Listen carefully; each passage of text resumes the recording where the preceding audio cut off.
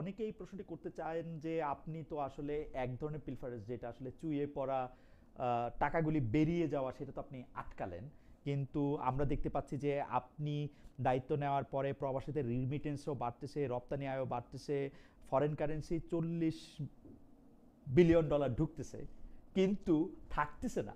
এবং আমাদের রিজার্ভ আসলে এখন কত, এটা একটা খুব পপুলার কোশ্চেনে পরিণত হয়েছে। এইটা নিয়ে আপনি আসলে কি বলবেন যে আমাদের রিজার্ভটা আসলে থাকতেছে না কেন? আমি দেখতেছি যে ফরেন কারেন্সি, আমি বাংলাদেশ ব্যাংকের ওয়েবসাইট দেখতেছিলাম, আসলে বাংলাদেশ ব্যাংকের ওয়েবসাইটেও আমি দেখতেছিলাম যে $40 বিলিয়ন, আমি যদি ধরি মোরলেস প্রায় $20 বিলিয়ন প্রবাসীদের রেমিটেন্স আগস্টে সরকার গঠনের পরে ঢুকছে, রপ্তানি আয় হয়েছে $20 বিলিয়ন, মোট ফরেন কারেন্সি আয় হয়েছে $40.5 বিলিয়ন ধরেন। এখন ইম্পোর্টের ক্ষেত্রে আপনি ব্যয় করছেন মোরলেস $400 মিলিয়ন, তো আপনার তো অনেক রিজার্ভ বাড়ার কথা, এগুলো আসলে কোথায়? দেখুন, প্রায় $3 বিলিয়ন, $2.5 থেকে $3 বিলিয়ন মতো অনাদায়ী, অনিষ্পন্ন দায় ছিল সরকারের। অর্থাৎ পেমেন্টস ওভারডিউ হয়ে গেছে, কিন্তু পে করা হয়নি। ওকে, সেটার পরিমাণ $2.5 থেকে $3 বিলিয়ন। ওকে, এই টাকাটা কিন্তু আমরা শোধ করে ফেলেছি। আচ্ছা, এটা একটা বড় একটা জিনিস। আচ্ছা, 2 নম্বর যেটা হচ্ছে যে আমরা যখন আসলাম ক্ষমতায়, তখন কিন্তু ইম্পোর্ট কম্প্রেশন রেজিম চলছিল। মার্জিন রিকোয়ারমেন্ট ছিল 100%-এর মতো, যে ইম্পোর্ট খুলতে হলে 100% টাকা দিতে হবে। তারপরে বিভিন্ন দেওয়া হচ্ছে, মানে পরিমাণগতভাবে কমিয়ে দেওয়া হচ্ছিল তাদের ইম্পোর্ট করার ক্যাপাসিটি। উদ্দেশ্য ছিল টু সেভ ফরেন কারেন্সি। ওকে, কিন্তু এটার ফলে যেটা হচ্ছিল, বাজারে সরবরাহ কমে যাচ্ছিল, দাম বেড়ে যাচ্ছিল। রাইট। তা আমাদের প্রথম লক্ষ্যটা কি? Reserve build up is not my first order of priority. My first order of priority হচ্ছে এরিয়ার্সগুলোকে সেটেল করা। কারণ এরিয়ার্স সেটেল না করাতে বাংলাদেশের সাথে যারা বিজনেস করে, ফরেন করেসপন্ডেন্ট ব্যাংক, তারা সবাই বাংলাদেশকে ধরে নিচ্ছে যে Bangladesh is going to default like Sri Lanka. তাহলে আমরা কি করব? তারা তাদের লাইন অফ ক্রেডিট বন্ধ করে দিচ্ছিল। অলরেডি যখন আমি জয়েন করি, তখন 50%-এর উপর ফরেন লাইন অফ ক্রেডিটগুলো ক্লোজড হয়ে গেছে, বা অ্যামাউন্টটা কমিয়ে দেওয়া হয়েছে। তা আমার লক্ষ্য ছিল কি, ফার্স্ট মিটিং আই কন্ডাক্টেড, যেটা ছিল ফরেন করেসপন্ডেন্ট ব্যাংকদের সাথে, ওকে, যে তোমরা তোমাদের এই সমস্যাটা আমরা দেখব, বাংলাদেশ কোনোদিনও ডিফল্ট করে নাই, বাংলাদেশ ডিফল্ট করবে না, তোমরা আমাদেরকে দয়া করে লাইন অফ ক্রেডিটটা বন্ধ করবে না। আমাদের স্বাভাবিক বিজনেস, এই আমদানি রপ্তানি, এটা যেন আমরা করতে পারি। এটা কাদের সাথে আপনি? Correspondent bank. ওকে, করেসপন্ডেন্ট, যারা আমাদেরকে এলসি কনফার্মেশন করে, এবং এলসিটাকে তখন আমরা ওইটার ভিত্তিতে তো আমরা রপ্তানি করতে পারি, আমদানি করতে পারি। এটা যদি বন্ধ হয়ে যায়, তাহলে কিন্তু আমরা ইকোনমি কলাপস করে যাই। রাইট। এটাকে ফোর্সফুল করাটা হচ্ছে আমার 1 নম্বর দায়িত্ব। সেটা করা হয়েছে। এখন এটাকে ওপেনিং আপ হচ্ছে। আমাকে পরশুদিন আমার সাথে ডয়েচে ব্যাংকের প্রতিনিধি দল আসছিলেন জার্মানি থেকে।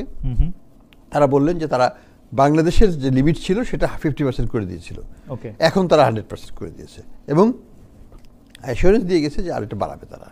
তার মানে এই যে জিনিসটা হচ্ছিল, অর্থাৎ সব দিক থেকে একটা বাংলাদেশের জন্য পরিস্থিতিটা সংকুচিত হয়ে আসছিল।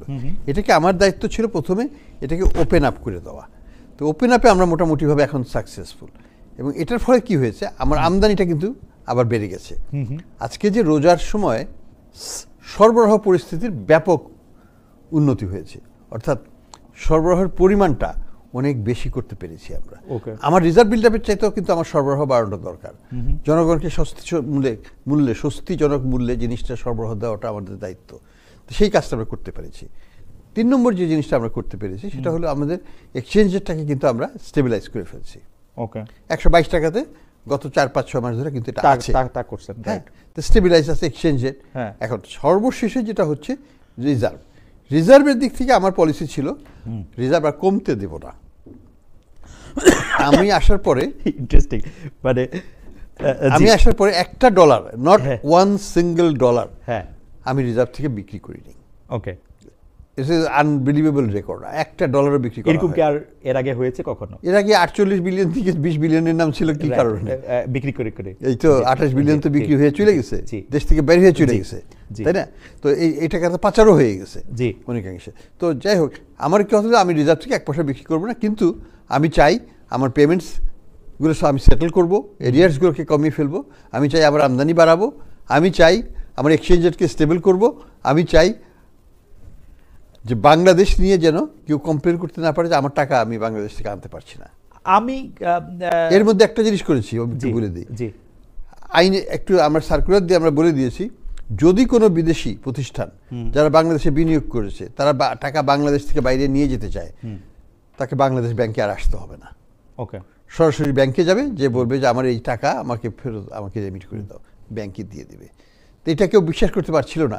ইভেন শেভরনের মতো প্রতিষ্ঠান এসে জিজ্ঞেস করছিল, আমি বলছি না, তোমরা যাও, you will get your money, you can remit. এটা কি আরেকটা দরজা খুললো না? যারা না, দরজা খুললো না, এটা তো খোলায়। আমরা তো আমাদের নীতিগত সিদ্ধান্ত তো আছেই, যে বিনিয়োগকারী বাংলাদেশে বিনিয়োগ করবে সে তার বিনিয়োগের যে return on investment plus the principal amount, যদি সে ফেরত নিতে চায়, যখন সে ফেরত নিতে চায়, তার সেই অধিকার আছে। এটা কি আপনার সেই অধিকারকে আমরা বাস্তবায়ন করতে দেই নাই, কিন্তু এখন আমি বাস্তবায়ন করছি। আচ্ছা আচ্ছা, আমি অর্থাৎ আমরা কিন্তু অনেক দিক থেকে লিবারালাইজ করে দিচ্ছি জিনিসটাকে, যে কারণে রিজার্ভ বিলটা হয়তো আরো 5 বিলিয়ন বা 4 বিলিয়ন বেশি হতো, সেটা না হয়ে আমার রিজার্ভ যেটুকু আছে আমার যথেষ্ট, আমার 4 মাসের উপর রিজার্ভ আছে।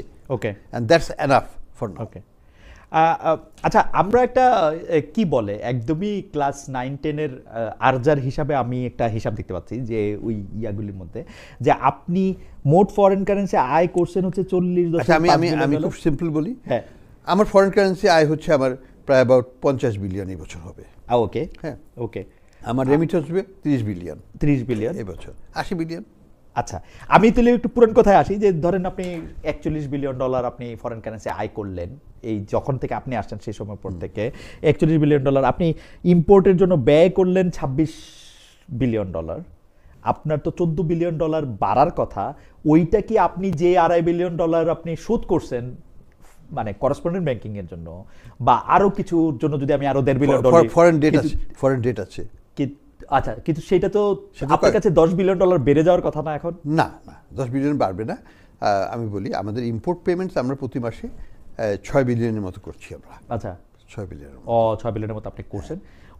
তাহলে তো আপনি যদি এই প্রক্রিয়াগুলি না নিতেন, তাহলে কি বাংলাদেশের অর্থনীতি একটা সাংঘাতিক ধ্বংসের মুখেই দাঁড়াইতো? তাহলে যেহেতু মানে আস্থাহীনতা যদি চলতে থাকতো, প্লাস যে ধরনের মানে টাকা পাচার, অর্থ পাচার চলছিল, সেটা যদি চলতে থাকতো, তাহলে অবশ্যই একটা বড় রকমের ক্রাইসিস মানে শ্রীলঙ্কার মতো আমাদের এখানে হতে পারত। তাইলে আপনি যখন সেপ্টেম্বরে 20 বিলিয়ন ডলার রিজার্ভে থাকলেন, আপনি রিজার্ভটা বাড়াতে চান না, কিন্তু কমাইতে চান না, আপনি কি 20 বিলিয়ন ডলার 19 বিলিয়নে নেমে আসছিল।